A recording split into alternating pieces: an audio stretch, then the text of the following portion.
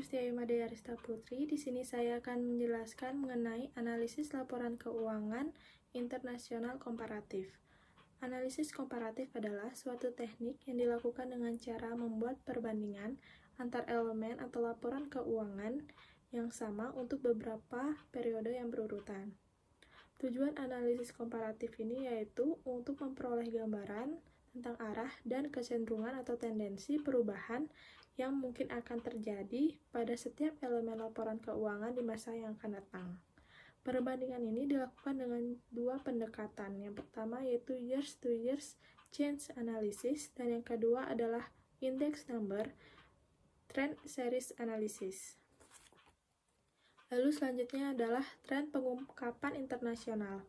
Analisa laporan keuangan merupakan proses yang penuh pertimbangan dalam rangka membantu mengevaluasi posisi keuangan dan hasil operasi perusahaan pada masa sekarang dan masa lalu, dengan tujuan untuk menentukan estimasi dan prediksi yang paling mungkin mengenai kondisi dan kinerja perusahaan pada masa mendatang. Tujuan analisis keuangan adalah untuk mengevaluasi kinerja perusahaan pada masa kini dan masa lalu, dan untuk menilai kinerja perusahaan apakah dapat dipertahankan atau tidak. Terdapat dua alat penting dalam melakukan analisis keuangan. Yang pertama yaitu analisis rasio. Analisis ini mencakup perbandingan rasio antar suatu perusahaan dengan perusahaan lain dalam industri yang sama. Perbandingan rasio suatu perusahaan antar waktu atau dengan periode fiskal yang lain, dan atau perbandingan rasio terhadap beberapa acuan yang berlaku. Baik, selanjutnya akan dilanjutkan oleh penyaji kedua. Selanjutnya, saya akan memaparkan materi mengenai analisis akuntansi dan analisis keuangan. Yang pertama, analisis akuntansi. Tujuan analisis akuntansi adalah untuk menganalisis sejauh mana hasil yang dilaporkan perusahaan mencerminkan realitas ekonomi. Para analisis perlu untuk mengevaluasi kebijakan dan estimasi akuntansi, serta menganalisis sifat dan ruang lingkup fleksibilitas akuntansi suatu perusahaan. Para manajer perusahaan diperbolehkan untuk membuat banyak pertimbangan yang terkait dengan akuntansi, karena merekalah yang mengetahui lebih banyak kondisi operasi dan keuangan suatu perusahaan mereka. Laba yang dilaporkan seringkali digunakan sebagai dasar evaluasi kinerja manajemen mereka. Adapun langkah-langkah dalam melakukan evaluasi kualitas akuntansi di dalam suatu perusahaan. Yang pertama, identifikasikanlah kebijakan akuntansi utama. Yang kedua, analisislah fleksibilitas akuntansi. Yang ketiga, evaluasilah strategi akuntansi. Yang keempat, evaluasilah kualitas pengungkapan. Yang kelima, identifikasikanlah potensi terjadinya masalah. Dan yang terakhir, buatlah penyesuaian atas distorsi akuntansi. Selanjutnya, analisis keuangan. Analisis keuangan diperlukan karena adanya kecenderungan meningkatnya investasi internasional dan dilakukan dengan maksud agar data keuangan dapat Analisis keuangan diperlukan karena adanya kecenderungan meningkatnya investasi internasional dan dilakukan dengan maksud agar data keuangan dapat dibandingkan. Sumber informasi untuk analisis laporan keuangan internasional. Ada dua, yang pertama laporan keuangan, jadwal pendukung serta catatan atas laporan keuangan.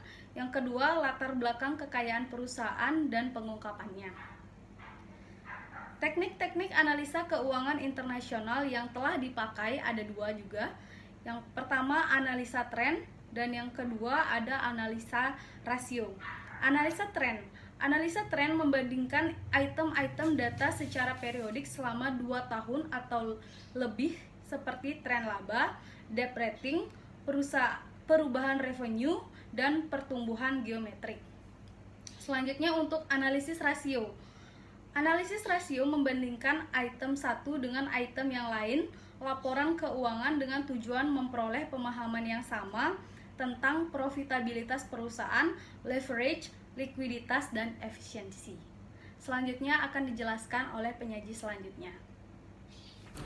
Baik, terima kasih. Nama saya Nikita Toyo Putri. Saya di sini akan menjelaskan analisis arus kas, di mana analisis ini berfokus pada laporan arus kas yang memberikan informasi mengenai arus kas masuk dan keluar perusahaan, yang diklasifikasikan menjadi aktivitas operasi, investasi, dan pendanaan, serta pengungkapan mengenai aktivitas investasi dan pendanaan non-kas secara periodik.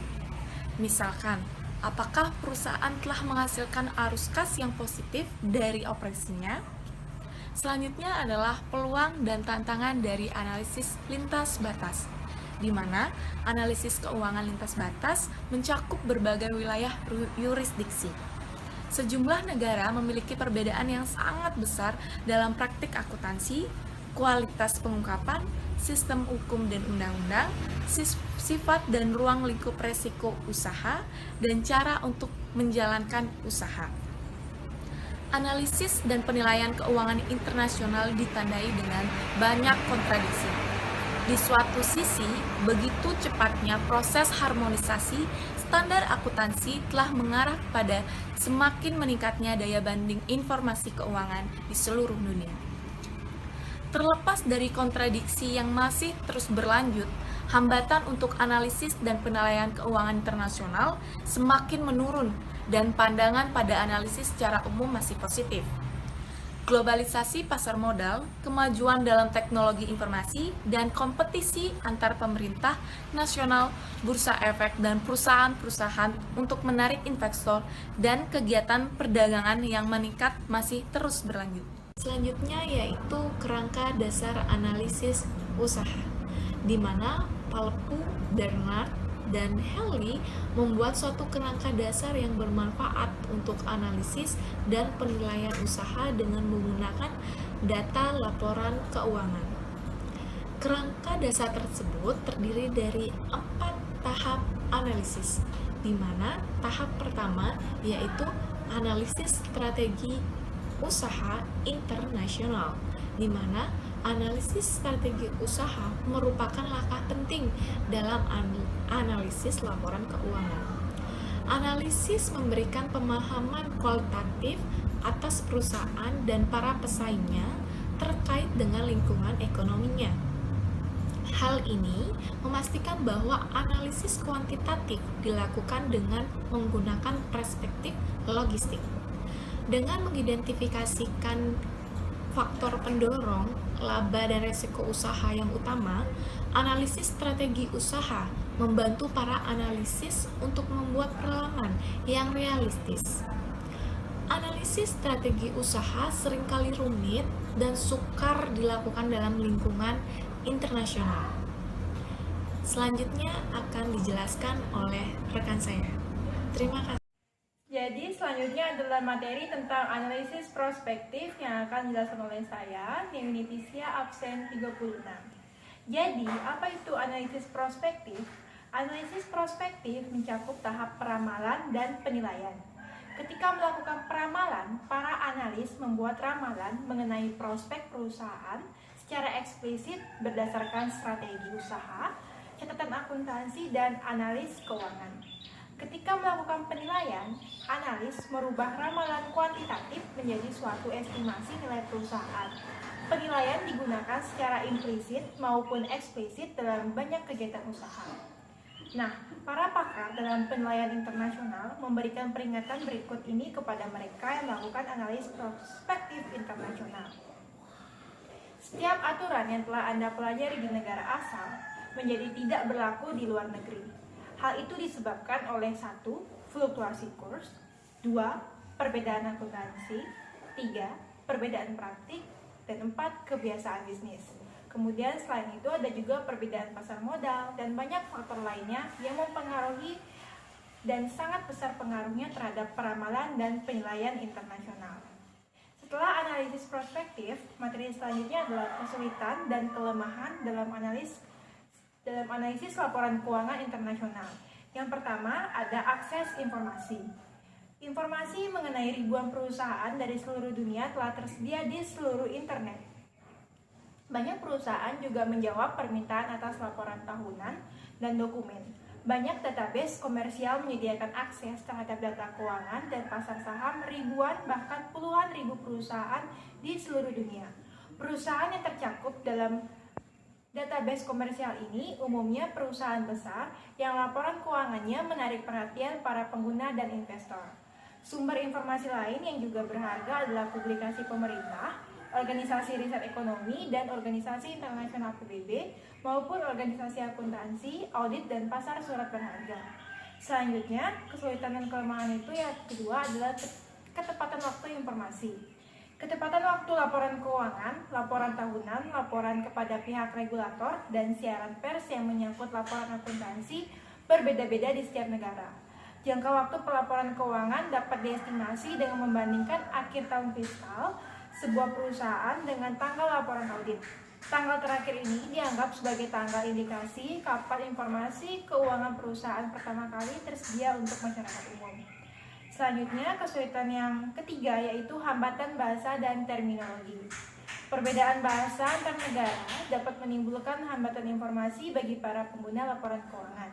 Kebanyakan perusahaan yang berdomisili di negara-negara yang tidak menggunakan bahasa Inggris menerbitkan laporan tahunannya dalam bahasa negara asal. Hal ini kemudian yang menyulitkan perekonomian negara itu sendiri dan juga menyulitkan negara perekonomian di negara-negara maju lainnya yang menggunakan bahasa Inggris pada umumnya. Baiklah, demikianlah materi dari saya. Selanjutnya akan dilanjutkan oleh Risa. Baik, saya akan melanjutkan presentasi dari penyaji keempat tentang kesulitan dan kelemahan dalam analisis laporan keuangan internasional. Yang kedua ada hambatan bahasa dan terminologi. Perbedaan bahasa antar negara dapat menimbulkan hambatan informasi bagi para pengguna laporan keuangan. Nah, kebanyakan perusahaan yang berdomisili di negara-negara yang tidak menggunakan bahasa Inggris menerbitkan laporan tahunannya dalam bahasa negara asal mereka masing-masing. Nah, namun demikian, semakin banyak perusahaan yang relatif besar yang berada di perekonomian maju menyediakan laporan tahunannya dalam bentuk bahasa Inggris atau bahasa internasional. Lalu yang ketiga ada pertimbangan mata uang asing.